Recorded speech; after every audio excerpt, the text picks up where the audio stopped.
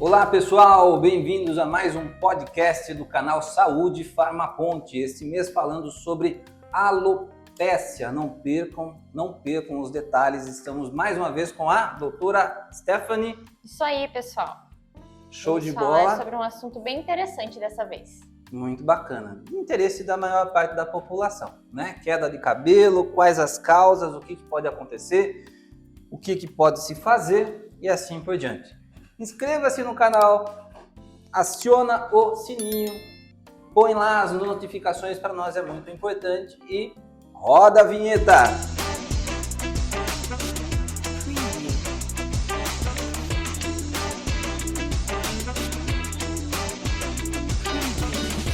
Pois bem, pessoal, vamos para esse assunto muito interessante, da minha parte em particular, né?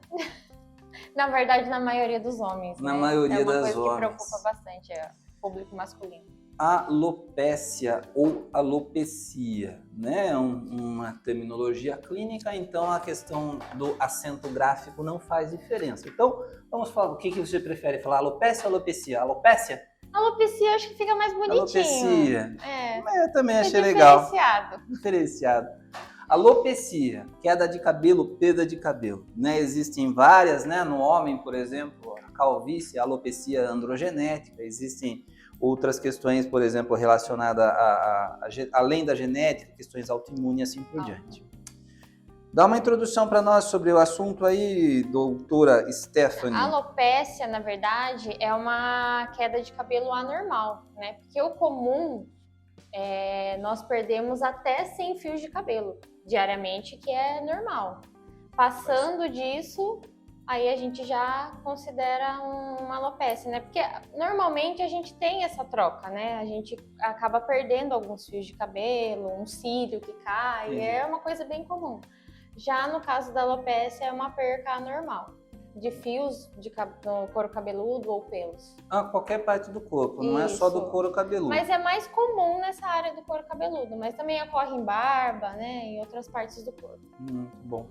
Então não é porque está tendo queda de cabelo que é alopécia. A gente tem que mensurar essa questão aí. Quem que é o médico que ajuda? Dermatologista. Nesse caso, seria o mais indicado para fazer um diagnóstico. Legal, pessoal. Então vejam só, 100 fios de cabelo é bastante, né? Pro homem acho que nem tanto, mas pra mulher não é tanto assim, não. Porque onde a gente sai, a gente deixa um rastro de cabelo. Deixa um pouquinho. Uma bolinha, né?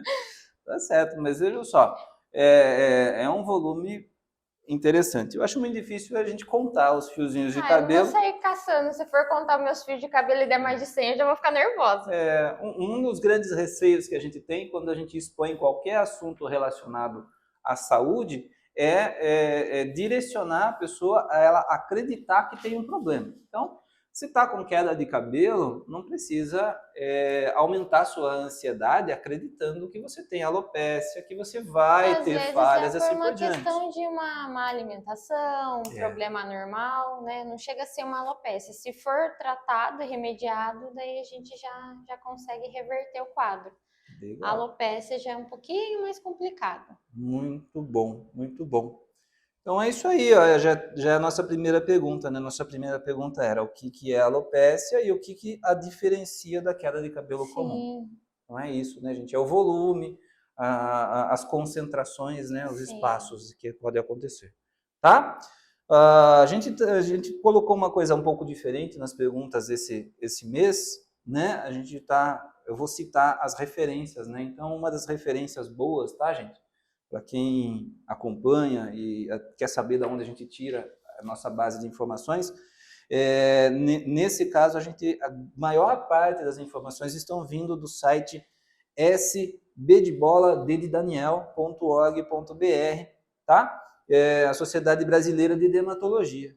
Dermatologista, isso aí. E aí, Stephanie, nos ajuda então. Quais são os tipos? Existem tipos diferentes de alopécia? Sim, a gente tem a bem conhecida que é a androgenética, né? Que o nome mesmo já diz, né? Que é a questão genética. Do homem, né? Isso. Tem a areata, que é bem comum também, que a questão dela ela autoimune, né? Mais comum em mulheres, nesse caso, do que em homens, né? Homem já geralmente tem a alopecia androgenética, né? Porque, o meu pai era calvo. Provavelmente você vai ser calvo. Ou tinha um avô calvo ali na família. Então, para o homem, é a questão mais a androgenética. Para as mulheres, não é tanto a questão genética, é mais questão de imunidade, né? Questão de má alimentação. A cicatricial, né? Que é a destruição dos folículos, ou uma queimadura, né? Algum processo assim, um acidente, a pessoa, né, acaba perdendo ali no... Queimadura principalmente, né? Queimadura principalmente. Que acaba tendo a destruição, né, do local dos folículos.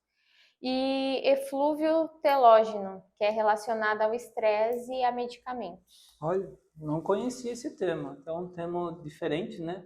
Eflúvio telógeno. Então, o estresse, ele realmente pode levar você a ter esse processo. O estresse, algumas doenças também causam, né? A perca de cabelo, que nem... Se uma pessoa está com um sistema imune mais debilitado, uma deficiência ali de ferro, uma B12, pode ser que cause também uma queda de cabelo. Eu, por exemplo, na época que eu tive Covid, teve queda. Eu tive bastante queda de cabelo. É uma queixa comum. Sim, é uma queixa bem comum. Uma queixa comum. O cabelo, ele é um tecido do nosso corpo, ele é queratinizado, né? Não é enervado e não é vascularizado. Mas a base do cabelo, que é o folículo capilar, tem o mesmo processo de funcionamento citológico do restante do nosso corpo. Então, todas as organelas citológicas estão presentes na questão do folículo capilar, que é uma célula, um material tecidual do nosso corpo. E ele recebe todas as intempéries, né, todas as questões relacionadas à alimentação e a medicações que a gente tem na nossa vida diária. Por causa disso, por exemplo, que as pessoas que fazem quimioterapia perdem cabelo na maior parte das vezes, porque a quimioterapia ela é citotóxica, ela tem a propriedade de destruir as células direcionadas para aquele tumor, porém ela vai para o corpo todo, né? É sistêmica, é injetável a quimioterapia e ela acaba atingindo e afetando o folículo capilar, tá? A boa notícia é que já existe a crioquimioterapia, que é um processo que não é muito popular, é caro, né? Mas envolve aí a colocação de uma touca criogênica, né? Gelada, né? Claro, tudo controlado. E ela reduz a circulação no couro cabeludo no momento da quimioterapia e reduz, na maior parte dos casos, em alguns casos até evita a perda de cabelo, né? Que é uma coisa muito importante, né, Stephanie? Não é só estética, né? Não, é que mexe com a autoestima de todo mundo, né? Há quem diga que é dos carecas que elas gostam mais. Mas é algo que mexe, assim, bastante, né? Que como é uma condição mais comum em homens, mexe bastante com a autoestima do homem, mas que não seja também uma coisa que, principalmente mulheres, né? Se tiverem ali alopecia, boa parte ali do charme da mulher é o cabelo, daí fica complicado. É uma parte da identidade, né? Sim. Uma parte da identidade. O homem ainda tem a barba, né? A mulher se perde o cabelo, tem o quê? Fica sobrancelha. Assim. É importante assim. Então, pessoal, é sempre bacana a gente... Né, existe uma forma legal de pensar que assim, a gente não pode mensurar a dor do outro, correto? Não é isso? Exato. A dor do outro é a dor do outro, né? Até transportar para a nossa realidade num exercício de empatia é importante, é interessante, mas mensurar não, imagina, então seu cabelo não é nada, o cabelo fica a cabeça, essas coisas, tomar muito cuidado. Existem muitas formas de entender e perceber essas questões. Legal, né? Então já falamos aqui dos tipos e já falamos da causa também, né? Das causas principais, as causas principais, né? Que é estresse, doença autoimune, fator genético. Distúrbio genético. O principal fator entre os homens é o genético. Sim. Esse daí não tem... Não tem pra onde correr. Se o seu papai, se o seu vovô, se o seu titio ficaram carequinhas muito jovens, eu tenho uma notícia para Sinto você. muito lhe informar. Legal. E tratamentos, quais são os mais eficazes, Steph? Nós temos vários medicamentos, injeções e pomadas de corticoide no mercado que ajudam, né? Mas eu acredito que o mais comum entre o pessoal conhece, a gente fala bastante, é o minoxidil. Correto. Né? Tem o minoxidil, finasterida também, né? Exato. Algumas suplementações. O minoxidil é muito bem aceito porque ele é uso tópico, passa direto sobre o couro cabeludo, né? Então, a finasterida não deve ser tomada sem prescrição médica, não deve ser tomada. Ela é via oral, ela implica na redução de algumas séries hormonais importantes no corpo do homem e os seus efeitos colaterais são muito presentes. Não vale a pena tomar sem um acompanhamento médico, não é verdade? Já o minoxidil, ele já está presente até em alguns produtos cosméticos, exatamente. Né? Tem até algumas mulheres, inclusive, que usam na sobrancelha. Usam. Por perca de pelo ou falha na sobrancelha, acabam usando minoxidil. Isso. Daí, como o uso tópico facilita também por questão de barba também, né? Para fazer a aplicação. Sim, o pessoal usa na barba. Só lembrando que o minoxidil que você compra lá na farmácia, ele não é indicado para mulheres. Não. Né? Mas agora tem algumas fórmulas, tem né? Algumas que fórmulas. tem diferenciadas, né? Não deixa Legal. o cabelo tão oleoso. Exato, né, pessoal? E aí existe uma série de técnicas, tem microagulhamento, tem o equivalente aquele processo de fazer as sobrancelhas, como que chama? Micropigmentação. Para dar uma disfarçada. A Gretchen fez micropigmentação. A Gretchen fez pigmentação. A Gretchen fez micropigmentação, né? Então. Tem os transplantes, né? Os transplantes que estão cada vez mais eficazes e cada vez mais acessíveis também. Lembrando que também a alopécia não chega a ser uma doença, ela é uma condição, né? Muito bom, muito bem observado. Porque não... principalmente quando é um fator genético, não tem como fugir, não é uma coisa assim contagiosa, né? Ai, não vou chegar perto de alguém porque tem alopécia. Não, gente, não é uma doença contagiosa e também não é uma doença, é uma condição. Existem doenças que levam a esta condição. Sim, exatamente. Né? Mas ela em si não é uma doença, né? Acabei de lembrar de uma coisa, existem alguns fungos, né? Alguns líquens que podem provocar as chamadas tonsuras, né? Que são aquelas perdas bem centralizadas em formato de círculo, né? Pode ser na cabeça, barba e assim por diante. Por causa disso que toda sintomatologia precisa ter o acompanhamento do médico. O acompanhamento e um diagnóstico, né? Não adianta você querer tratar de forma esporádica, né? Só porque viu no podcast, viu no Google, no chat GPT. Não, porque tem gente que é hipocondríaca, eu acho que eu tenho isso. Ver um sintoma diferente.